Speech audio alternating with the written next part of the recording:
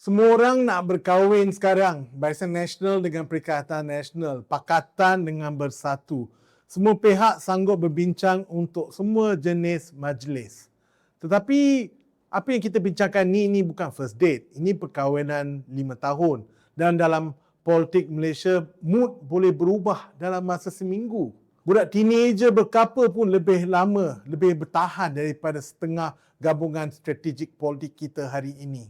Kalau macam tu, apa yang akan bakal berlaku kepada rakyat, kepada pentadbiran yang kita pilih? Jadi sebelum sesiapa hantar sirih junjung, better kita tanya soalan yang lebih penting. Kalau kawan sendiri boleh porak-perandakan parti anda dalam masa 6 bulan, adakah anda selamat dengan pengantin baru ini? Tengok apa yang berlaku kepada Bersatu, parti pengasas gabungan Perikatan Nasional. Tahun lepas, semua nampak aman. Hamzah Zainuddin, Timbalan Presiden, Ketua Pembangkang di Parlimen. Muhyiddin pula sabar menunggu giliran nak jadi Perdana Menteri. Sekali lagi, cerita cinta yang cantik. Lepas tu chaos. Hamzah dipecat kerana berani lawan Muhyiddin. Dan dalam masa 6 bulan saja, 6 bulan, Wawasan kini menjadi ahli penuh PN. Hamzah pulang menjadi ketua pembangkang dan Wawasan pula ada 3 kerusi adun dalam kerajaan BNPN di Negeri Sembilan. Baca balik ayat tu. Parti yang ditubuhkan PN kini bukan sahaja hilang kuasa dalam gabungan sendiri, malah dia dah melihat produk sampingan Wawasan duduk sebaris dengan Barisan Nasional, musuh lama. Ini bukan drama Melayu biasa. Inilah parti yang nyaris menjadi tidak bernilai dalam permainan yang mereka mencorakkan sendiri. Dan paling penting, siapa yang tolak siapa? PAS memilih geng Hamzah, tolak Muhyiddin. Sekutu rapat yang menentukan sama ada Bersatu ke arah ini atau ke arah itu. Siapa terkubur dan siapa hidup. Kalau kawan serumah boleh buat begitu, apa jaminan ada dengan kawan baru? Ini yang pasti akan buat Zaid di UMNO fikir 2 kali. Sebab perlu tanya soalan yang sama kepada dia. Deal dengan PAS dengan PN. Selamatkah Zaid Bagan Dato'? Kita boleh lihat di Melaka sudah nampak retak sebelum majlis bermula. Ketua Menteri Abdul Rauf dilaporkan curiga dengan PN. Dia rasakan mereka boleh bermasalah. Dan oleh kerana itu tidak sanggup kurangkan bilangan kerusi Barisan Nasional. Tetap mahu bertanding di 21 kerusi. Ini hanya meninggalkan 7 kerusi untuk PN sekiranya itu kerusi itu dibenarkan ditandingi oleh Perikatan Nasional. Maka dengan itu semua ini bukan soal ideologi. Adakala kita terikut sangat tapi kita lupa. Ini adalah isu tentang siapa jadi wakil rakyat. Siapa ada kerjaya selepas PRU akan datang. Realiti basic dalam politik dan realiti ini tak kenal semangat perpaduan bangsa. Rakyat suka cerita perpaduan Melayu. Senang faham, senang disebut, senang jadi tajuk ceramah. Macam apa Anwar Musa, pengerusi muafakat yang berumur 70 tahun kata. Itu sahaja yang penting. Tapi senang untuk mereka yang pencen dari politik untuk berkata sebegitu. Tapi bagaimana pula mereka yang aktif dalam politik? Ini bukan sahaja isu bangsa, ini adalah isu masa depan dan kerjaya mereka. Dan bila kepentingan diri berlanggar dengan retorik perpaduan, retorik selalu yang kalah dahulu. Tengok sahaja pembagian kerusi. Di situ realiti sebenar terdedah.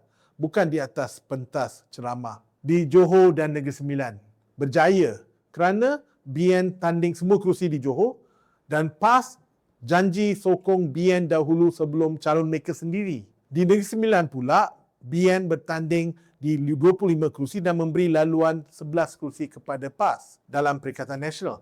Nampak harmoni. Tetapi bila kita sampai di Melaka, mula tersekat. BN nak tanding 21 daripada 28 kerusi. Dan PN tak begitu senang dengan pilihan tersebut. Tetapi mungkin ini terbalik bila kita sampai ke Kedah, Perlis, Kelantan dan Terengganu, kubu kuat PN. Sebab di sana pula, berapa banyak kerusi PAS sanggup bagi kepada BN. Tengok corak ini. Bila BN kuat dan menang banyak, semua perpaduan. Bila BN masuk kawasan PAS pula, tiba-tiba senyap. Perpaduan Melayu ini nampaknya ada geografi. Kuat kat setengah negeri, hilang terus di negeri lain. Ini bukan prinsip. Ini menggunakan kalkulator. Kalau betul-betul nak perpaduan, buat betul-betul lah. Ini bukan seruan untuk berpecah selama-lamanya. Ini seruan untuk jujur. Kalau perpaduan Melayu memang matlamat utama, jalan penyelesaiannya senang sahaja. UMNO bubar dan ahlinya sertai PAS, ataupun PAS bubarkan diri dan ahlinya menyertai UMNO. Satu parti, satu perjuangan, satu barisan pimpinan. Barulah boleh cakap dengan yakin ini bukan gabungan, ini perpaduan sebenar. Tapi itu bukan yang berlaku sekarang. Yang ada sekarang adalah kumpulan parti berasingan dengan pemimpin berasingan dengan kepentingan berasingan. Dan sejarah saling tikam belakang yang masih segar dalam ingatan. Mereka bergabung ikut hype message hari itu.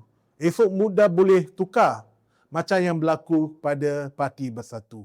Setiap kesepakatan ini hanyalah gencatan senjata sementara, bukan perkahwinan. Dan gencatan senjata bila sampai musim kerusi, sentiasa retak dulu sebelum apa-apa lain rentak.